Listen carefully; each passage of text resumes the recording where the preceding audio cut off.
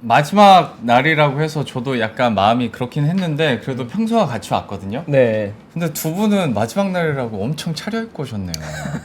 저도 좀 이렇게 갇혀 입고 올 걸 그랬습니다. 네, 죄송합니다. 그럼 마지막 인사를 약간 격식을 갖춰야 될 것 같아서 죄송합니다. 살짝 신경 쓰고 왔습니다. 요새 죄송할 일들이 너무 많아져가지고 죄송합니다. 일단 저랑 최파고님은 소개를 했으니까 네. 그리고 차장님도 진행자였으니까 그냥 알아서 자기 소개해 주세요. 아니 그 소개는 뭐 마지막이라고 이렇게 막 하실 거예요? 네, 그러면 한국투자증권 박재영 차장님 모셨습니다. 네. 어서 오십시오. 안녕하십니까. 환영합니다. 네. 네. 요 자리는 처음이네요. 네. 오늘 마지막 방송인데 어떤 기분으로 어떤 감정으로 또 오셨습니까? 마지막 방송이니까 항상 슬프죠. 음. 제가 퇴근길 라이브를 2019년 7월부터 했어요. 2019년부터요. 와. 2019년 7월 진짜 오래되셨구나. 네. 7월 첫날부터 했을 네. 거예요. 대단하네요. 그래서 작년인가 이제 퇴근길 라이브 이제 마지막 방송할 때 약간 이제 울컥하더라고요. 그런 생각이 없었는데. 근데 이번에도 사실 또 마지막 방송이라니까 진행으로 이제 마지막 방송이라고 하니까 살짝 울컥하는 아직 안 돼요, 마음이 안 돼요. 끝날 때 들어야겠죠? 네. 7시 38분에 38분에 한번 울컥해 주시면. 웁니까? 그래 주시면 좋죠. 예. 네. 제 마음 대변해서. 네. 근데 이게 방송을 해보니까 출연자로 나갔던 코너에 대한 애정도 있지만 확실히 네. 사회자를 봤던 코너는 좀 내 코너 같은 내가 책임감을 그럼요. 좀 느끼게 되는 것들이 있거든요. 근데 네. 사실 뭐 이 시간은 우리가 사회자석에 앉아 있다 보면 뭔가 구독자도 내가 좀 더 올려야 될 것 같고 그쵸. 내가 뭔가 구독자분들 해드려야 될 거 그런 책임감이 있다 보니까 네. 또 애정도 있고 이렇게 개편될 때는 좀 아쉬운 마음이 좀 드는 거죠. 그럼요. 네. 당연하죠. 너무 공감 가는 게 사실 저는 여기 세 분 중에서는 제일 짧았잖아요. 그래도 애정도 6개월 있지만 딱 했는데 사실 사회자를 그 전 보는 본업이 또 앵커였다 네. 보니까 네. 그 자기 프로그램에 대한 애착 너무 잘 알고 음. 근데 여기서 또 반대로 궁금해서 질문을 두 분께 드리고 싶은 건 저야 본업이 원래 10여 년 동안 진행하는 거였으니까 크게 다르지는 않았는데 두 분은 이제 금융권에서 야전에서 생활을 하시다가 네. 스튜디오 안에서 진행을 해보면 느낌이 좀 다른가 싶기도 하고 그래서 네. 그 어떤 마음가짐일까 그리고 어떤 느낌의 다름일까 사실 저는 감이 잘 안 옵니다. 네. 차장님 먼저. 그래요? 네. 제가 진행을 한 게 아마 그 클로징 벨 런칭을 했어요. 제가 맞습니다. 기억납니다. 클로징 벨 런칭을 했는데 음. 그때 아까 이제 최퍼거님 이야기하신 것처럼 약간 책임감을 가지고 그 전에 이제 패널로 나와서 내가 이제 공부한 거 얘기하고 가면 되는 건데 진행자로 있으면 이 사람한테 뭐라도 조금 더 뽑아내야지. 그렇죠. 그래서 막 얘기하면 안 될 것 같은 얘기들도 막 좀 신뢰를 짓궂게 무릅쓰고 하죠. 예. 방송 좀 살려보겠다고 그런 것들은 좀 있는 것 같아요. 패널로 나올 때랑 진행자로 있을 때랑의 책임감은 되게 다르고 그래서 원래 조회수 이런 거 신경 안 썼는데 진행하면 조회수 약간 신경 써요. 진행하면 맞아. 그 경쟁 방송도 한번 진행하면서 정말요. 거기 들어가 보고 여긴 몇 명이고 여긴 몇 명이지? 약간 그렇게 좀 했었던 것 같고요. 진행하면서 또 사실 배우는 게 많아요. 내가 준비할 때는 그냥 내가 생각하는 것만 이제 정리를 해서 네. 이 약간 사람이 다 편향이 있잖아요. 내가 이게 맞는 것 같아라고 생각하는 그렇죠. 경우가 되게 많아요. 뭐 내가 주식이 오를 것 같다라고 생각하면 거기에 대해서만 준비를 해 가는데 진행을 하면 이 사람 저 사람 얘기를 듣잖아요. 네. 거기서 배우는 게 굉장히 많더라고요. 도움이 굉장히 많이 됩니다. 최포님은 어떠셨어요? 네. 저는 개인적으로 사실 저도 글로벌 라이브에서는 사회자도 꽤나 길게 했었고 네. 해외 쪽 시황을 많이 했었는데 해외 시황을 제가 거의 한 4년 하다가 퇴근길 와서 이제 국내 시장을 중심으로 얘기 나눠보니까 저는 약간 어려웠던 게 해외 기업들은 약간 컴플라이언스 이슈 이런 거에 좀 자유로워서 제가 약간 과감한 발언도 하고 약간 솔직한 얘기들을 했는데 네. 국내 시장은 제가 뭔가 멘트를 이렇게 하려고 할 때마다 네. 증권사 현업이다 보니까 이 컴플 이슈가 굉장히 또 강하거든요. 네. 그러다 보니까 뭔가 종목에 대한 언급이나 시장에 대한 언급을 할 때 제가 자꾸 약간 좀 신중해지더라고요. 그래서 그래서 제가 솔직하게 의견을 많이 못 드린 게 앉으면서 약간 개인적으로 좀 아쉬울 때가 많았던 그런 게 개인적으로 가장 아쉬움이 좀 남습니다. 아니 그 부분은 저도 공감 가는 게 오히려 앵커였을 때는 종목에 대해서 비판할 건 좀 비판도 하고 좀 좋게 생각하는 건 애둘러서 좀 긍정적으로 분석해서 브리핑하고 했었는데 이제 두 분 증권사 다니시고 저희도 이제 저는 자산운용사인데 네, 종목에 더 민감할 수가 맞아요, 있어요. 맞아요. 네, 거기에 그러니까 이런 일은 없지만 막 선침의 의심도 받을 수가 있고 종목 얘기를 꺼내는 순간 의심받을 수도 있어서 저는 아예 종목 얘기를 안 하는 걸로 하고 맞아요. 네. 예 여기 출연을 하는 거거든요. 네. 그러니까 사실 방송을 위해서는 가끔은 좀 약간은 좀 깊은 내용이 들어가야 될 때가 있는데 저도 네, 그럴 네. 때 아 이거 약간 민감할 수 있겠다고 할 맞아요. 때가 있죠. 네, 맞아요. 또 저희 3%에 또 영향력이 크다 보니까 시세에 영향을 주거나 이렇게 되면 문제가 될 수 있으니까 그런 부분들이 좀 조심스러웠던 것 같습니다. 특히나 국내 시장 얘기할 때. 그게 이제 뭐 이제 증권사에서 자산운용사에서 나온 진행자의 안타까운 부분이나 한계일 수도 있고 하다 보니까 곤란한 건 내가 말 안 하고 항상 이제 패널에게 그 어떻게 생각하시냐고 패널의 도움을 받는 네. 거죠. 네. 그렇게 많이 얘기를 했었던 것 같습니다. 네. 뭐 저희들의 뭐 한계점이자 아쉬운 부분들은 잠깐 얘기를 해드렸는데 분명히 재밌는 시간이 더 많았을 거 아니에요. 저는 여기 퇴근길 라이브 오기 전에 두 분을 보면서 이분들은 이제 방송인이야? 라고 생각을 많이 했었어요. 그만큼 방송 출연도 정말 많이 하시고 하셨었는데 차장님도 종횡무진 하셨잖아요. 여기서 특별하게 좀 더 기억에 남는 에피소드나 명앵코랑도 참 오래 하셨으니까 네. 영혼의 단짝처럼 일단 에피소드라고 하면 이제 정프로를 만난 거죠. 처음에 제가 3프로 하게 된 계기가 제가 좋아하는 프로그램을 지금은 안 하지만 정프로가 진행해서 그냥 얼굴이나 한번 볼까 이런 생각으로 제가 3프로 초창기 때 뭐죠 팟빵 그 팟캐스트 때부터 아니요 유튜브를 하고 있었는데 팟캐스트를 잘 모르고 있었을 때인데 유튜브 한다 그래서 우리 정프로 얼굴이나 한번 볼까 하고 왔는데 이제 그때 발탁이 된 거예요? 네, 발탁이 된 건 아니고 그때 정프로에 대한 환상이 깨졌죠. 왜요? 네. 원래는 어땠었는데요? 원래는 뭐 사실 그런 게 연예인 보는 그런 느낌 있잖아요. 네. 와 저 사람 막 멋있고 재밌겠다 뭐 근데 실제로 보니까 그렇습니다. 전 지금도 로비에서 뵈면 저는 이제 전혀 관계가 없으니까 진짜 연예인 보는 기분이 듭니다. 네. 정프로 보면 피지컬로 보면 너무 멋있으시잖아요. 아우 키도 네. 엄청 크고 그러니까요. 네. 이렇게 보면 약간 네. 정우성 느낌도 어느 정도 있잖아요. 네. 하여튼 그리고 초창기에는 연예인도 굉장히 많이 왔어요. 인순이 씨 그리고 권투 선수 박종팔 선생님 네. 또 누구였더라 홍석천 씨 가수분들 많이 오시고. 네. 그다음에 그랬었죠. 바둑의 조훈현 네. 하여튼 조은영 뭐 부사님. 그런 분들 막 오셨거든요. 명사분들이 많이 네, 오셨던 그런 거군요. 것들 굉장히 신기했죠. 음. 그런 것들 굉장히 신기했고 또 뭐 재밌었던 건 그 당시에 굉장히 3% 지금은 잘 나가지만 초창기에 막 떠오르던 시절이니까 거기서 막 무슨 얘기를 하면 이제 광고가 아닌 그때 뭐 네이버에서 이거 왜 이리 번역 서비스가 괜찮더라라고 하니까 마케팅 담당자가 저한테 연락이 왔어요. 고맙다고. 그래서 커피 쿠폰도 하나 보내주고 뭐 그런 일들이 막 있었죠. 그래서 그런 것들이 좀 약간 기억에 남네요. 뭐 완전히 떠나는 거 아닌데 이런 얘기를 아니요, 저도 대본에 써 있어서 질문 드리는 겁니다. 예, 완전히 떠나는 건 아닌데 질문지의 전체적인 톤 자체가 그냥 다시는 안 볼 것 같은 느낌으로. 작가 안 되겠네. 작가 안 되겠네. 뭐, 작가님의 대본에 충실하게 말씀을 드리는 거고. 최보건님도 에피소드나 기억에 남는 거 한번 얘기를 해주시죠. 뭐 어쨌든 퇴근길에서는 뭐 저희가 어떻게 보면 사회자로 세계 공통으로 있는 건 마지막이 맞으니까 오늘 작별 인사가 될 것 같고 저는 이제 특별한 에피소드라기보다는 명예컨님과 제가 이제 같이 참여를 했잖아요. 제가 다 명예컨님을 했는데 명예컨님과 같이 진행해 보면 아무래도 방송의 프로시다 보니까 제가 되게 의지를 많이 했었어요. 그래서 일단 너무 고마웠는데 1부 끝나고 2부가 돼서 뭔가 섹터 애널리스트나 조금 전문적인 내용이 나오면 또 명예컨님이 저한테 이번엔 주도적으로 한번 해주세요. 부탁을 저에게 해주시는 거예요. 그래서 저에게 또 기회를 이제 많이 주시는 거죠.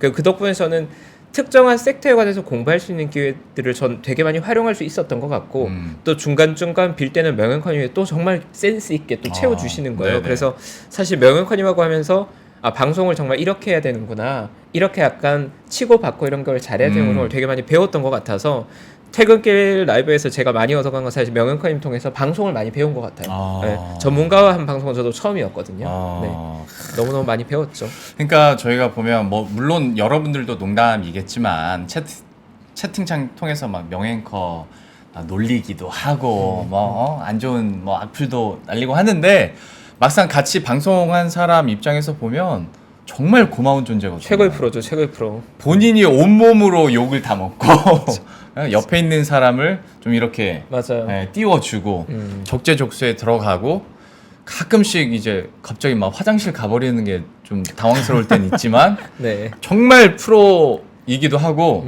저도 개인적으로 하나만 그 명예앵커의 썰을 하나 풀자면 미담입니까? 미담이죠. 자리 없는데 무슨 미담을 해요. 아니 일단, 명앵커가 정말 프로라고 생각한 게 네. 화면 딱 받으면 정말 친하게 이렇게 티키타카를 하거든요.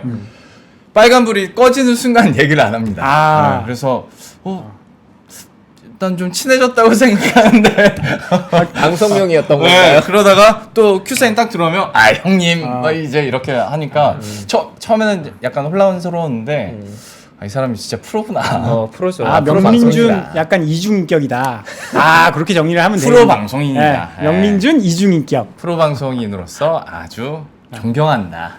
라는 말을. 훈훈합니다. 네, 여기까지 이렇게. 훈훈했습니다. 네, 이렇게. 근데 진짜 잘해요. 제가 다른 사람한테도 가끔씩 이제 방송인이나 뭐 추천해달라는 작가님들 전화 이렇게 많이 오면 2MC로 만약에 하게 될 때 명앵커는 누구랑 해도 다 잘 맞는다. 맞아요.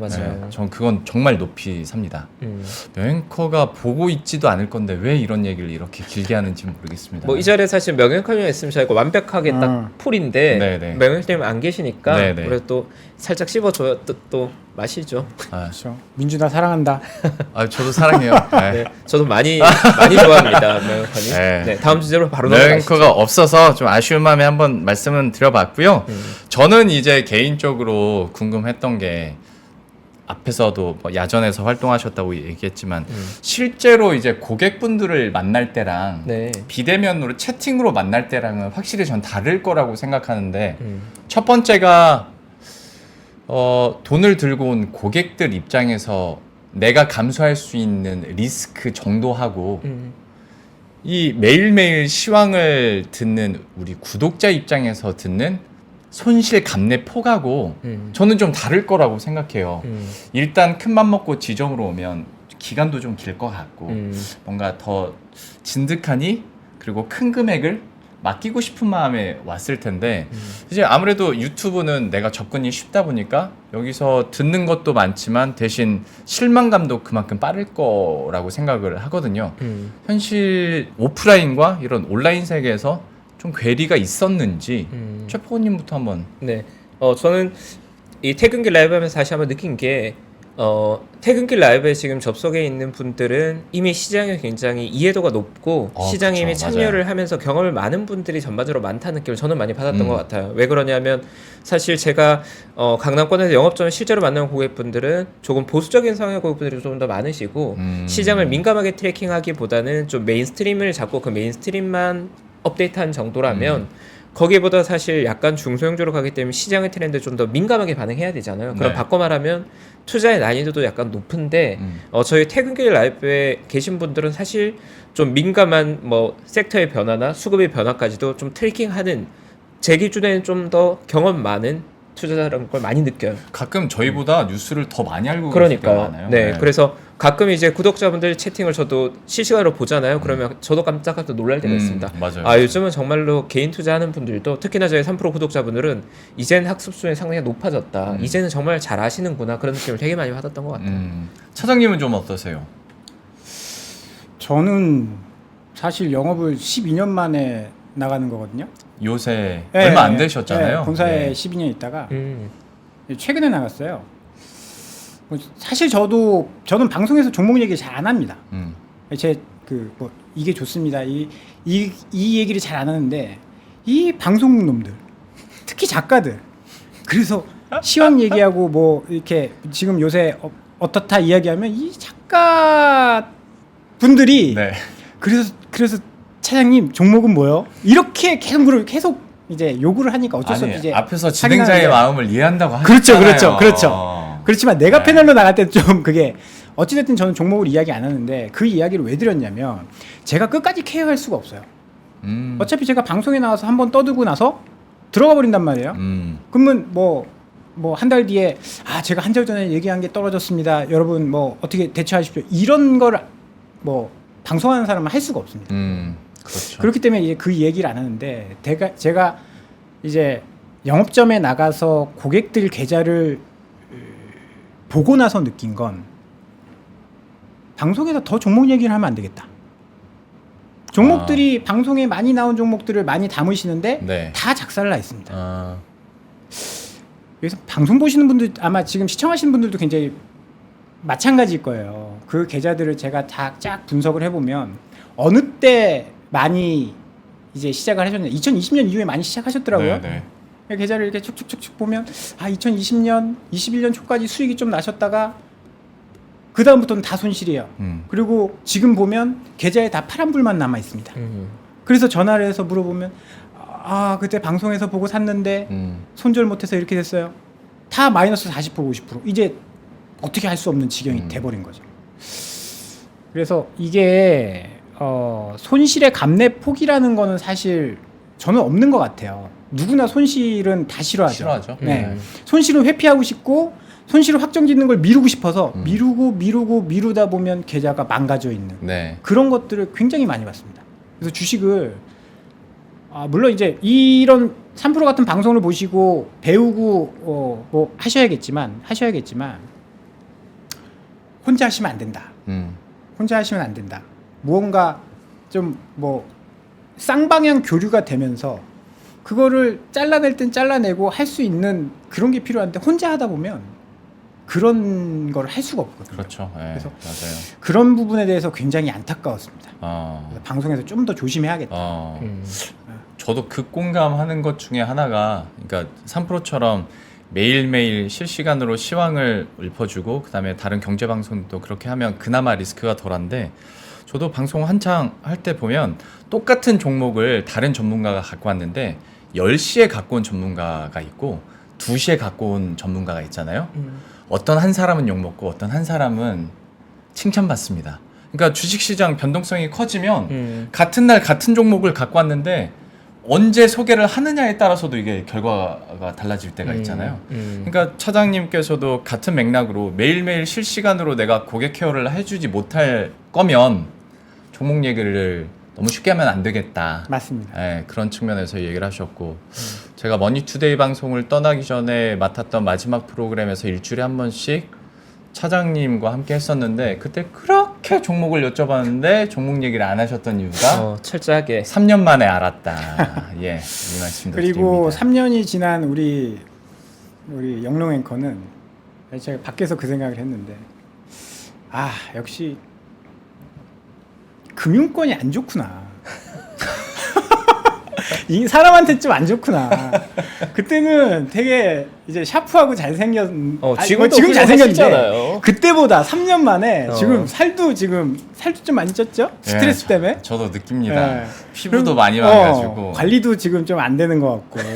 근데 그때도 비슷했는데 클로징하지 마세요. 클로징하지 마세요. 근데 그때는 이제 두꺼운 메이크업으로 보완한 것도 많이 있었고 실제로 이제 여기 오면 그래요. 살 쪘어요. 살 많이 쪘고 피부 많이 망가졌는데 살이 쪘다면 좀 편했다는 의미 아닙니까? 아니 그런 건가? 저 그거는 확실히 말씀드릴 수 있습니다. 편한 게 아니라 방송할 때는 실제로 이제 매 방송마다 브리핑이 있어서 밥을 못 먹고 하루 종일 방송을 했었어요. 실제로. 근데 여기 와서는 제가 이제 좀 대접을 해야 되는 분들도 많고 그렇죠. 점심을 정말 잘 챙겨 먹어요. 그러다 보니까 이렇게 살이 디륵디륵 찌게 됐는데 그 정도는 아닙니다. 근데 좋습니다. 저희 와서 좋고. 네. 왜 쉽지 우리 않네요. 영롱 앵커님 왜 디스하시는 좋아요. 거예요? 나는 안타까운 마음에 많이 배우고 있습니다. 3년 전에 진짜 잘생겼었는데. 네. 훈훈한 걸로 하시죠. 걱정해 준 걸로. 참. 네, 그렇습니다. 예, 그렇고요. 음. 다음 질문 좀 해주세요. 네. 갑자기 기가 팍 죽네요. 저희도 그러면 궁금하긴 한 게 네. 저도 이제 증권사에 재직 중이긴 하지만 자사운용사 비즈니스에서는 저도 이해도가 그렇게 아주 깊지는 않거든요. 네네. 이제 앵커님께서 자사운용사에 또 몸담으면서 방송도 해보셨고 운용사도 해보신 거잖아요. 그러면 앵커님의 경험에서는 운용사의 비즈니스 뭐 어떻게 보고 계시고 그런 관점에 또 방송해보면 어떤 경험인지 궁금해요. 아, 사실 제가 뭐 여기에 온지 그리고 이 업에 또 뛰어든 지 이제 3년밖에 안 돼서 여기 비즈니스는 이렇고 뭐 이게 좋습니다라고 말하는 건 너무 어불성설이고 그다음에 실제로 평생을 이 업권에 몸담고 계신 분들한테도 실례인데 제가 와서 처음 오자마자 가장 많이 느낀 건 제가 이전에도 방송할 때 실시간으로 이렇게 스트레스 받으면서 계속 주식을 그러니까 다른 본업이 있는 분들이 계속 시장을 쫓아가는 게 맞을까라는 고민들을 참 많이 했었어요. 네. 그분들은 그분들의 본업이 있고 근데 여기에 이런 스트레스까지 실시간으로 받으신단 말이야. 잘 케어가 안 될 텐데 라는 걱정을 좀 했었고 하다 보니까 여러분들이 공부하는 건 맞는데 그래서 산업에 대한 확신이 있으면 종목으로 너무 스트레스 받지 마시고 차라리 ETF 이것도 방법이다 라는 얘기를 해드렸었는데 여기 와서 제가 자산운용사여서 ETF를 좋게 말하는 게 아니라 ETF나 펀드를 운용하는 운용 매니저들이 정말 치열하게 하루 종일 그 고민만 해요. 어떻게 수익률을 0.01이라도 높일까. 그러니까 생각해보면 아 내가 바깥에서 주식 고민하는 거 정말 이만큼이었구나. 이 사람들은 밥만 먹으면 고민하는 게 어떻게 수익률을 방어하고 변동성 높은 시장에서 리스크들을 최소화시킬까? 그러면 이 사람들한테 맡길만 하겠다 라는 생각을 좀 했었거든요. 진짜 프로의 세계를 보신 거네요. 아, 그렇죠. 네. 하다 보니 요즘에는 물론 저도 알아요. 펀드 많이 안 하시는 거 알고 ETF도 물론 지금은 많이 다이나믹해졌고 선택지가 많아졌지만 옛날에는 많이 안 하셨다는 걸 아는데 만약에 여러분들의 따로 본업이 있고 하루 종일 실시간으로 모니터 6대씩 놓으면서 막 밥 먹으면서 그 장을 보지 못할 거라면 전문가들에게 맡기는 것도 나쁘지 않겠다라는 생각을 여기서 좀 저는 조심스럽게 해봅니다. 그것도 사실 맞는 거긴 한 게 뭐 어쨌든 ETF나 아니면 운용사가 만들어 놓은 상품은 어쨌든 그 분야의 최고의 프로들이 굉장히 많은 노력이 들어가 있는 그럼요. 거잖아요. 네. 그러니까 사실 그것도 저는 효율적인 투자 수단 중에 하나다. 효율적인 전략 중에 하나다. 그리고 공감되는 것 같아요. 잔인하지만 포트폴리오에서 수익률을 깎아먹는 종목은 리밸런싱을 하잖아요. 회사도 똑같아요. 수익이 안 좋은 그러니까 성적이 안 좋은 매니저는 회사 차원에서 리밸런싱이 됩니다. 그렇죠.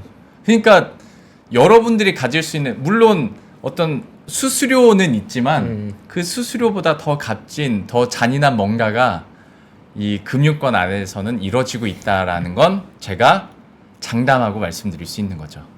네.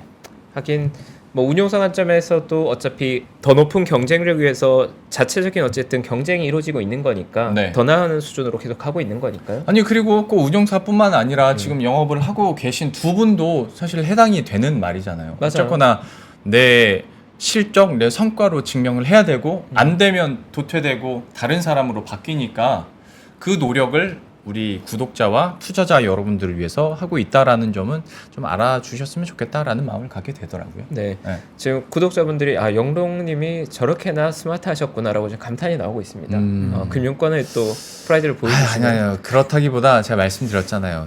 말을 최대한 자제하는 조건으로 여기에 나왔기 때문에 네. 시장에 대해서는 말을 아낄 수밖에 없었다라는 점도 사실 저는 개인적으로 아쉬운 점 중에 하나기도 하고 아무튼 좀 마지막이다 보니까 이런 얘기도 할 수 있게 되는 것 같아요. 네. 저는 박재영 차장님께도 여쭤보고 싶은 게 어쨌든 뭐 영업 현장이 됐던 또 방송을 통해서든 많은 분들이 이제 경험해 보셨잖아요. 그러면 차장님께서 보시기에 이런 말은 좀 해주고 싶다. 많은 투자자들이 이런 형태의 이런 패턴의 실수를 좀 많이 하는데 이런 부분에서 좀 어드바이스를 주고 싶다. 이런 조언 혹시 해주실 게 있으신가요?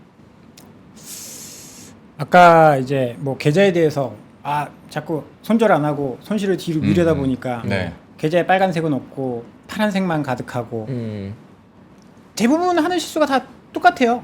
이제 뭐 종목만 다를 뿐이지 조금 오르면 팔고 음. 뭐 5% 오르면 와 많이 먹었어 팔고 손절은 막 20% 30%도 안 하고 그러다 보니까 수익이 100% 날 수 있는 걸 10% 만에 잘라 먹고 계속 이제 배합하는 거죠. 올라가면 네. 뭐 손실은 계속 뒤로 미루려고 하고 그런 것들이 좀 잘못됐고 투자를 하는데 뭐 이런 말 하면 조금 싫어하실 수도 있는데 본인을 너무 과대평가해요.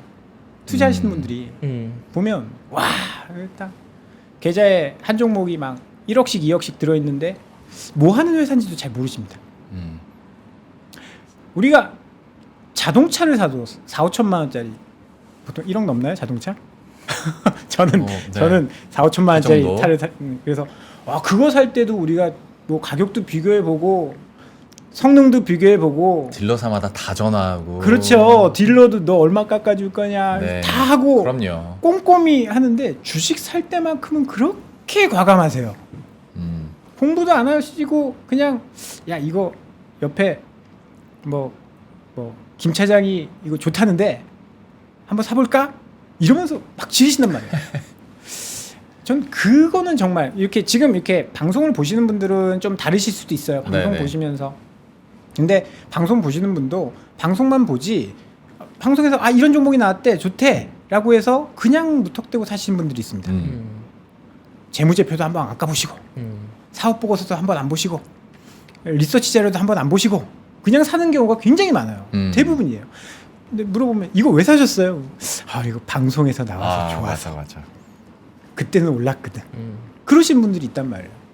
이게 내가 고르지 않으면 그리고 내가 이제 공부해서 사지 않으면 거기에 대해서 이제 오를 때는 괜찮은데 떨어질 때 신뢰를 가질 수가 없어요. 그래서 그런 부분에 대해서는 저는 공부를 꼭 하셔야 되고 내가 투자하는 금액만큼 지식이 있어야 된다. 그러니까 본인이 직접 하실 때는 내가 만약에 뭐 200만 원, 300만 원 투자를 한다라고 했을 때는 그거에 맞는 노력을 하면 되고 그런데 뭐 5천만 원, 1억, 2억 이렇게 투자가 들어가는데 그 회사를 얼마만큼 아는지 거기에 대해서 생각을 안 해보시고 투자를 하시면 저는 굉장히 위험하다라고 생각을 하고 아까 우리 영롱 팀장님이라고 해야 되죠? 앵커라고 하면 안 되죠? 전 둘 다 좋습니다. 네, 영롱 팀장님께서 이야기하신 것처럼 여기를 위해서 굉장히 이 주식만 파고 있는 사람이 있단 말이에요. 근데 그걸 거꾸로 얘기하면 무슨 얘기냐면 우리가 당구를 쳐도 그다음에 골프를 쳐도 핸디라는 게 있잖아요. 네. 못하는 사람한테 얼마 주고 시작하지 않습니까? 근데 주식시장에 핸디가 없거든요. 그냥 다이다이로 붙는 겁니다. 그러면 이게 얼마나 무서운 일인지 한번 생각을 해보셔야 돼요. 네. 내가 내일 골프 치러 가는데 상대방 뭐 이제 내기를 하면 안 되지만 하여튼 뭐 뭘 걸고 골프를 치러 가는데 뭐 상대방이 뭐 박세리야. 그러면 골프를 치러 가고 싶겠습니까? 그렇죠. 근데 여기서 모니터 안에서 내가 사는 종목을 파는 사람이 안 보인다고 내가 파는 종목을 사는 사람이 안 보인다고 누군지 모르고 막 이제 주식을 사고 팔고 하시는데 그런 생각을 가지고 주식을 하시면 조금 더 신중해지지 않을까. 그러면 조금 더 손실 나거나 잃는 경우가 좀 적지 않을까. 저는 그렇게 생각을 하거든요. 네네. 그래서 그러면 좀 손실을 덜 보실 수 있을 것 같아요. 동감하는 부분이 많습니다. 그러니까 저도 방송을 했을 때는 약간 기관의 수급 상황에 대해서 안타까울 때가 되게 많았어요. 왜요? 이때 좀 더 사주지. 그리고 누구 주라고? 막 많이 팔 때는 너네가 자꾸 파니까 그걸 고점을 못 뚫고 자꾸 떨어지지라고 그냥 하소연만 했는데 만약에 펀드든 ETF든 뭔가를 기관의 자금을 내가 내 투자금을 넣어서 운용을 하는 순간 나도 기관의 역할을 할 수가 있게 되는 거예요. 그렇죠. 예. 그러면 그 플레이를 어느 순간엔 이해하고 그거를 역용할 수도 있을 테고 하다 보니까 그 부분에 대한 생각이 들었고 앞에서 자동차 살 때와 주식 투자할 때 다른 점을 설명해 주셨잖아요. 예를 들어서 그 예시에 전 같은 점도 있다고 드는 게 자동차 내가 한 모델에 꽂히면 좋은 것만 보이지 여기에 결함이 있다고 해도 내 건 안 그럴 거야 하면서 삽니다. 주식 시장도 어느 정도 공부를 해서 이 종목이 좋아 그러면 그때부터 안 좋은 건 눈에 안 들어와요. 그러니까 계속 좋은 쪽으로 해석을 하면서 또 그걸로 손실을 보는 분들이 꽤 많더라고요. 맞아요. 그러니까 참 이거 들어보면 투자 쉽지 않습니다. 예, 특히 개인이 이렇게 하기 쉽지 않은 것 같아요. 맞아요. 예. 최파구님께서도 분명 이런 경험들이나 그리고 안타까운 사례들을 고객들 통해서도 분명히 보셨을 텐데 네. 혹시 뭐 조언해 주실 만한 게 있을까요? 네. 뭐 개인적으로 이제 그런 오해는 좀 없어졌으면 좋겠어요. 그 많은 분들이 여전히 주식 투자를 할 때 뭔가 주식 투자를 잘하기 위해서 뭔가 많은 정보 그리고 뭔가 내가 남들보다 뭔가를 빨리 알아야 된다고 생각하시는 분들이 아직도 제가 느끼기에는 많이 있다고 느끼거든요. 영업 현장에서 만나다 보면. 근데 사실 주식 시장에 참여한 게 정보 우위, 그러니까 정보를 더 많이 가진 사람이 승률이 더 높냐 보다는 저는 확신을 가지는 건 지식의 레벨이 더 높은 사람의 승률이 훨씬 더 높거든요. 그래서 많이들 표현하는 게 정보 우위가 아니라 지식 우위가 훨씬 중요하다는 얘기를 하는 거거든요. 그래서 결국 본질은 당연한 건데 내가 더 나은 투자자가 되려고 하면 주식을 매매를 많이 하거나 정보를 많이 찾는 건 제가 보기에는 거의 무용하다고 느껴지고요. 네, 지식적으로 조금 더 높은 레벨로 가고 그리고 아까 전 얘기한 바와 같이 우리 인간은 다들 이제 편향을 가지고 있죠. 아까 얘기한 것처럼 좋게 보이거나 그 전에 부정적인 정보가 소거되는 것들이 우리가 확정 편향이라고 해서 심리학에 명시되어 있는 편향인데 맞아요. 그런 편향도 우리 인간은 수십 가지를 가지고 있습니다. 근데 더 나은 투자자가 된다는 건 제가 느끼기에는 지식적으로 조금 더 나은 투자자로서 지식을 쌓아가는 거고요. 그리고 내가 본능적으로 가지고 있는 그런 편향 바이어스들을 하나씩 제거해가는 훈련을 해 나가는 거거든요. 네. 근데 그런 거 없이 그냥 만약에 내가 계속 매매를 많이 하고 정보만 찾는다고 하면 뭐 저희 생각엔 아마 주식 20년 30년에도 그냥 제가 보기엔 제자리라고 생각을 하거든요. 그래서 그래도 저희 글로벌 라이브 함께하는 분들이라면 지식에 대한 갈망이 있어야 되고 네. 학습이 필요하다. 근데 학습을 방송도 전 너무너무 좋은 컨텐츠가 되는 것 같고요.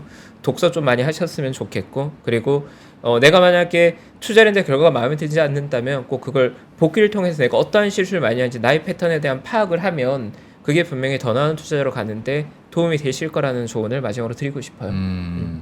갑자기 명앵커가 생각이 났어요. 명앵커가 가끔 그 패널 분들한테 이 질문 하거든요. 뭐가 있나? 내가 모르는 그들만이 먼저 아는 그런 게 있나? 라는 질문을 항상 해요. 근데 이게 옆에서 맨날 뭐라고 하거든요. 그런데도 사실 저도 궁금해요. 내가 모르는 뭔가가 있어서 외국인들은 사는 건가? 기관들은 사는 건가? 내가 너무 늦게 하나? 라는 그런 게 있는데 그게 결과적으로는 중요한 게 아니더라. 예. 그러니까 자꾸 우리가 시장에서 바라보는 건 결과값에 대해서 자꾸 보는 거잖아요. 네, 주가가 네. 오르고 내리고. 근데 이제 사실 결과를 보면 우리가 판단할 수 있는 건 없는 거고 그 안에 원인을 이해할 역량이 있어야 되는 거죠. 원인을 이해하고 있어야지 결과에 대한 예측이 가능해지는 거잖아요. 맞아요. 근데 그냥 결과만 보고 자꾸 주가가 올랐을 때는 좋고 내렸을 때는 나쁘다 이렇게 이해하기 시작하면 결국은 투자가 아니라 그냥 차트 보고 있는 거죠. 그냥 네, 차트 네. 보고 있는 거죠. 펀더멘탈을 봐야 되는 거죠. 본질적으로는. 네. 참 그리고 사실 이거는 뭐 질문지에는 따로 먼저 있진 않았던 내용인데 문득 든 생각이 두 분은 이제 워낙 다양한 프로그램에서 많은 투자 전략을 세워 주시니까 문득 들었던 생각이 사실 3%도 그 중에 하나죠. 유튜브 컨텐츠는 굉장히 많잖아요. 실시간으로 올라오잖아요. 모든 경제 방송과 경제 채널에서 그러면 거기서 내가 진짜 도움이 될 만한 컨텐츠를 선별할 수 있는 방법이란 게 있나? 라는 고민들을 갑자기 좀 하게 되는 것 같아요. 마지막이니까 이런 질문을 여기서 할 수도 있는 것 같고 그러니까 뭐 누가 좋고 누가 나쁘다는 게 아니라 내가 이 컨텐츠들을 다 취할 수가 없으면 어떻게 선택을 하지? 라는 고민들을 좀 하게 되실 것 같은데 또 경제 방송을 오랫동안 진행하시고 패널로도 오래 다양한 곳에서 활동을 하셨으니까 그런 팁이 존재할까요? 저는 개인적으로 사실 그 질문에 대한 고민을 많이 했었던 사람 중에 한 명이거든요. 네. 근데 저는 이제 그런 것 같아요. 방송이 됐던 금융이 됐던 언어적으로 뛰어난 사람들이 되게 많은 영역이거든요. 방송계에도 언어적으로 뛰어난 분들이 너무나 많으시고 또 실제로 금융권에서도 언어적으로 뛰어난 분들이 굉장히 많은 업종이에요. 그러면 결국은 이분이 진짜인가 가짜인가 진짜 좋은 컨텐츠인 걸 판단하면 제가 보기엔 결국 그분이 살아오면서 쌓아온 것들을 볼 수밖에 없다고 생각합니다. 네. 물론 현재가 제일 중요하고 미래가 더 중요하긴 한데 우리가 어떤 사람을 봤을 땐 그 사람이 지금까지 걸어온 길을 봐야 될 수밖에 없다고 생각하고 그래서 저 개인적으로는 결국은 지나온 경험치가 어느 정도 레벨인가 이 사람을 볼 수밖에 없는 것 같아요. 예를 들어서 본인이 자기 주식 정말 잘하고 정말 나 정말 잘하라고 했는데 백그라운드를 보면 뭐 그냥 아무 경험도 없이 나 주식 그냥 오래 했어라고 하면 저는 솔직히 신뢰가 전혀 안 갈 것 같고요. 네. 근데 백그라운드 보면 요즘은 어떤 일을 해오신 분이 대충 다 노출되어 있잖아요. 뭐 제도권의 펀드 매니저로 10년 이상 하셨다거나 아니면 뭐 대한민국의 최고 애널리스트로 몇 년 이상 근무해 보셨다거나 아니면 뭐 자산운용사 대표 출시라던가 그런 백그라운드를 보면 저는 그분의 말씀에 신뢰도가 훨씬 더 높아지더라고요. 그래서 저는 보통 판단할 때 컨텐츠 레벨을 판단할 때 그분의 커리어를 아무래도 보고 판단하는 것 같아요. 특히나 금융 컨텐츠는 임팩트가 있을 정도의 인물이라면 분명히 커리어에도 화려함이 있을 거라고 생각합니다. 저는. 네. 차장님은 어떠세요? 저 사람은 진짜야 라고 판단하는 기준이나 어떨 때 그런 느낌을 가지세요? 저는 치파고님이랑 조금은 달라요. 커리어 그다음에 그 뭐죠? 명성. 저는 이거는 상관없다라고 생각해요. 그리고 제가 방송 그러니까 저도 이쪽 업에 오래 있었고 뭐 많이 하다 보니까 저는 약간 이 사람은 진짜 잘하는 것 같아. 이 사람은 좀 아닌 것 같은데 그러니까 말만 잘하는 것과 그러니까 어떻게 보면 이제 최파고님이랑 좀 일맥상통하는데 쌓아놓은 게 있는 것과 이게 꼭 그 직책이나 직급이나 명성은 좀 다른 개념이고 그래서 제가 참고하는 것은 이 사람이 진짜 많이 맞추느냐 못 맞추느냐. 저는 뭐 이렇게 방송을 여러 개 보진 않거든요. 제가 보는 거는 딱 2개 정도예요. 딱 2개 정도인데 거기서 진짜 맞추는 사람들이 있어요. 이 사람 이야기를 잘 들어보면 뭐 지금 말해서 바로 그 다음날 뭘 맞춘다라는 건 아니지만 시간이 지나서 이 사람 말이 맞았네? 이 사람 말이 맞았네? 이런 것들을 좀 쌓아놓는 거죠. 그 당시에는 그 상황을 뭐 누구도 다 이야기할 수 있는 건데 결과로 맞출 수 있느냐 없느냐가 굉장히 많이 차이가 나거든요. 사람들마다 그때 뭐 그랬었는데 상황이 바뀌었습니다. 뭐 이렇게 넘어가는 사람도 있고. 근데 진짜 맞추는 사람들을 저는 이렇게 뭐 기록을 해놓는다든지 얘가 그때 이런 얘기 했었는데 이게 이렇게 됐네. 뭐 이렇게 해서 너무 많은 사람들을 보면 정보는 헷갈리고요. 헷갈리고 그리고 또 하나 보는 거는 다양한 분야에서 다양하게 아는 사람이 있습니다. 그것도 굉장히 중요하거든요. 왜냐하면 주식은 한 우물만 깊게 파가지고 잘하는 건 아니라고 생각을 해요. 그렇게 하면 그 업계 사람이 돈 다 벌겠죠. 뭐 반도체 업계 사람이 돈 다 벌겠죠.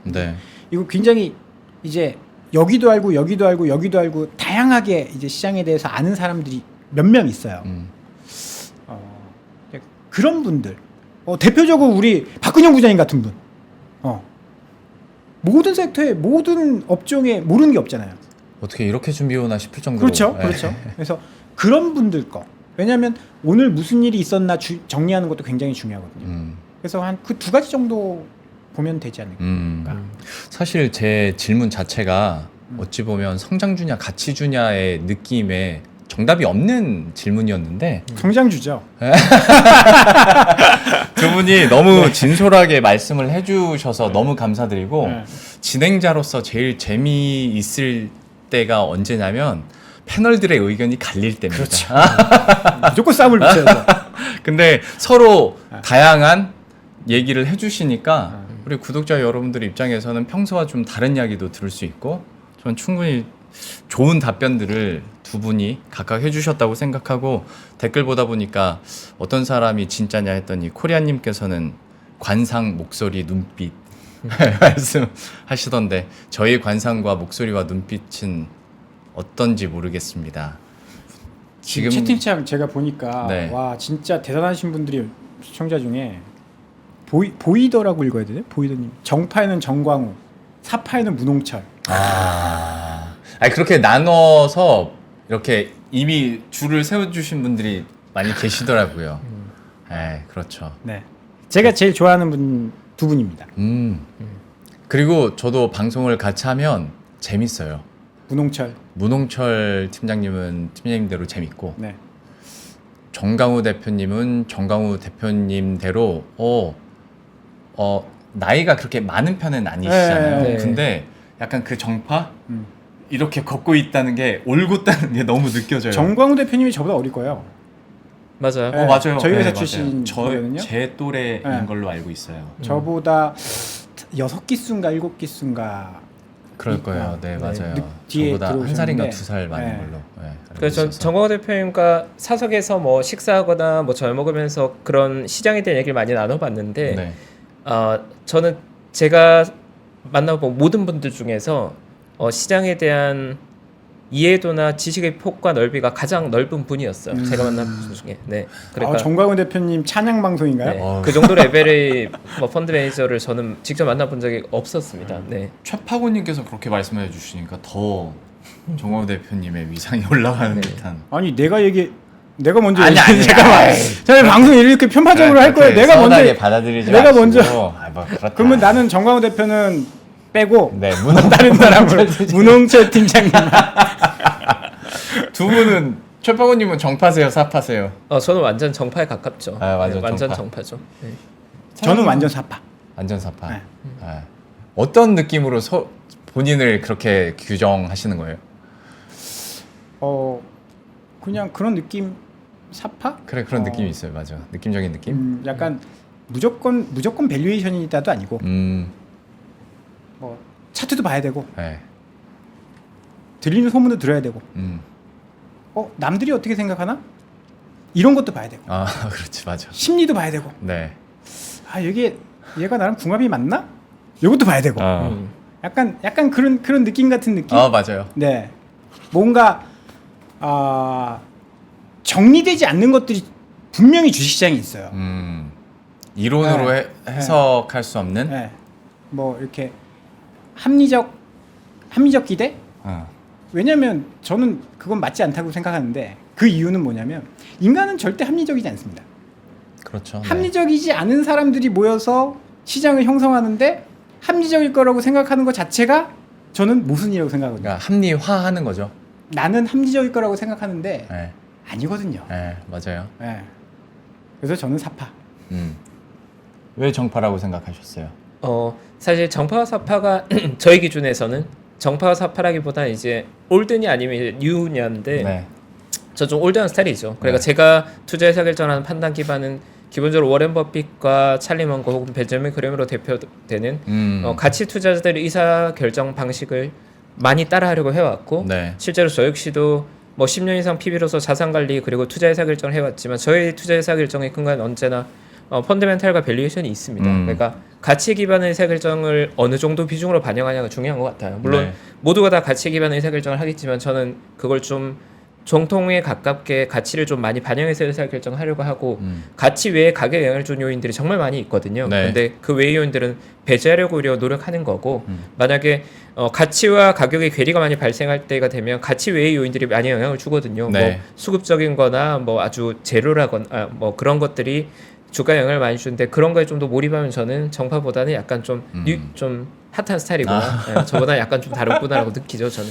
네. 참, 여러분은 근데 보시면서도 웃기지 않습니까? 예, 어디에도 나와 있지 않은 정파와 사파에 대해서 우리가 이렇게 진지하게 얘기를 하고 사실 여성분들보다 남성분들 그러니까 한때 무협지좀 읽었던 분들이라면 이 느낌적인 느낌을 분명히 아실 텐데 맞아요.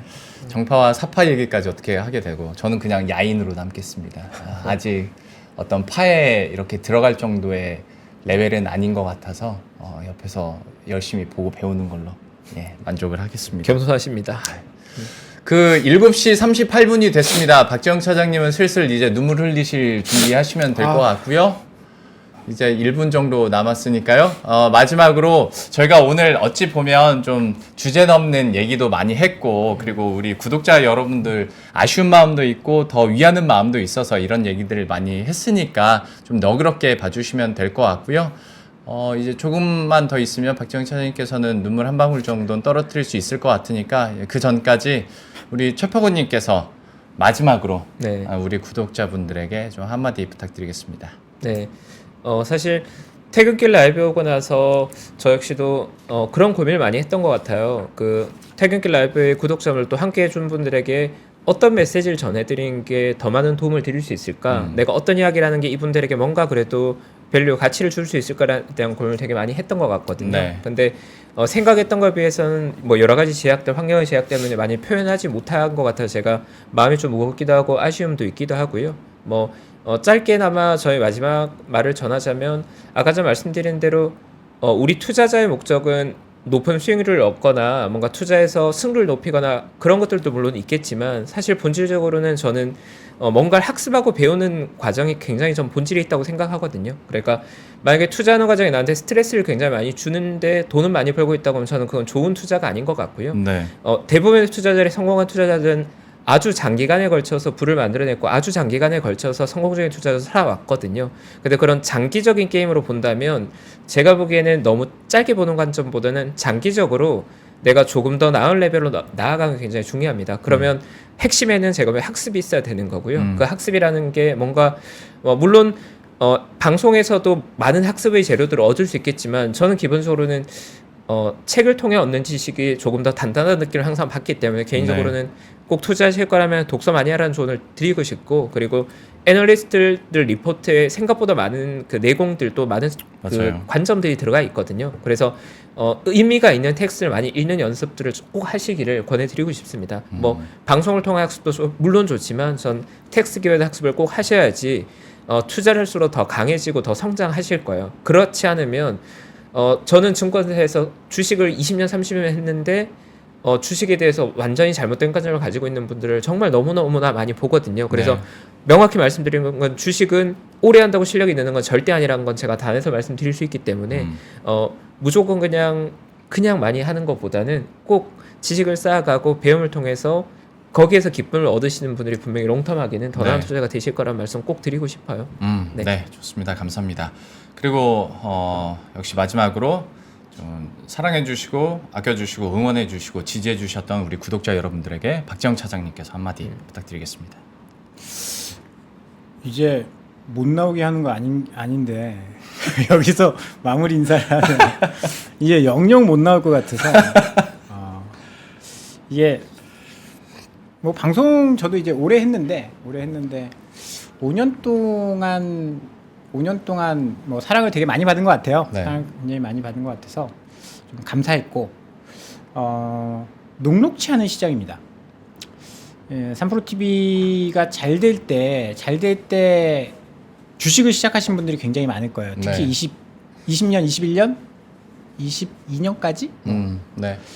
근데 그런 분들이 버티기에는 굉장히 어려운 시간이 될 수도 있다라는 측면에서 여러분들 좀 어려운 시기를 잘 버티시고 뭐 공부도 좋고 유튜브도 좋고 뭐 다 좋거든요. 그런데 이제 잘 버티고 살아남아 있으면 언젠간 기회는 또 옵니다. 그렇죠. 근데 잘못 무리해서 완전히 망가져 버리면 기회가 와도 잡을 수가 없거든요. 그래서 이 어려운 시기를 잘 버티면서 주식시장에서 그래도 좀 돈을 뭐 자본시장에 돈을 벌려고 온 거잖아요. 그래서 좀 수익을 잘 내실 수 있었으면 좋겠다는 네. 말씀을 마지막으로 좀 드리고 싶습니다. 네. 돈 많이 버십시오, 여러분. 네. 이 감정이 확 올라오지 않는 것 같아서 우리 PD님께서 꽃까지 이렇게 밀어 넣었는데 네. 결국 오늘은 눈물은 안 흘리셨고 네. 근데 저희가 그리고 특히 제가 질문을 하면서 분위기를 이렇게 잡긴 했는데 또 한 다음 주나 다다음 주쯤에 패널로 또 여기 오실 수도 있잖아요. 그래서 오늘 아침에는 어떻게 됐고요? 막 그러고 있을 수 있어요. 그래서 네. 저도 뭐 굳이 이제 더 이상 집을 짜내고 뭐 그러진 않겠습니다. 네. 앵커님도 한 말씀 하셔야죠. 마지막 인사. 저는 저도 너무 감사했고 귀한 경험들과 많이 배웠고 그리고 저도 당부드리고 싶은 유일한 한 가지는 그 레버리지라는 책에서도 보면 내 노력을 대신할 사람을 약간의 보수나 약간의 뭐 비용을 들이고서라도 하는 게 훨씬 낫다. 점프업을 하는데 그 얘기를 하잖아요. 3%도 마찬가지인 것 같아요.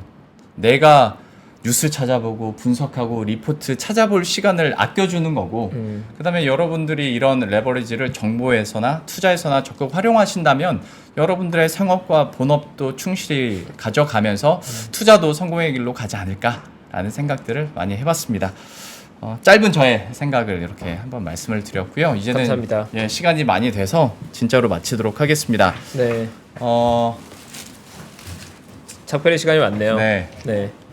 두 분 고생 많으셨습니다. 감사합니다. 사장님, 이런 감사합니다. 참고로 제가 준비한 거 아닙니다. 네. 작가님께서 네, 3프로 센스 작가님께서 있게, 예. 너무너무 감사합니다. 귀한 영어까지 해주시고 인사를 또 전해주시고.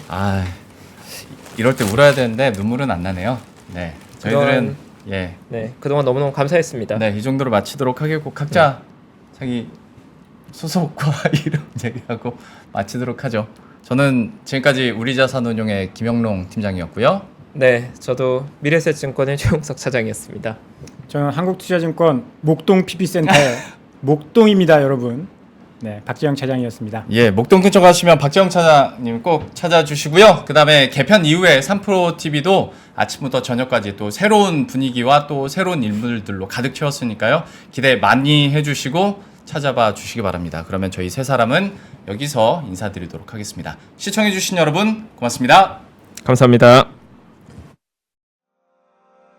장 시작 전부터 종료까지 쏟아지는 수많은 뉴스와 정보들. 이 중에서 어떤 것이 투자에 정말 도움이 되는 정보일까요? 3프로의 증시 셔터맨 박근영 마스터가 직접 정보를 선별하고 투자의 힌트를 드립니다.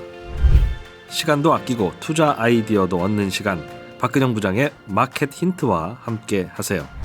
자세한 사항은 3프로 TV 앱과 홈페이지를 확인하세요.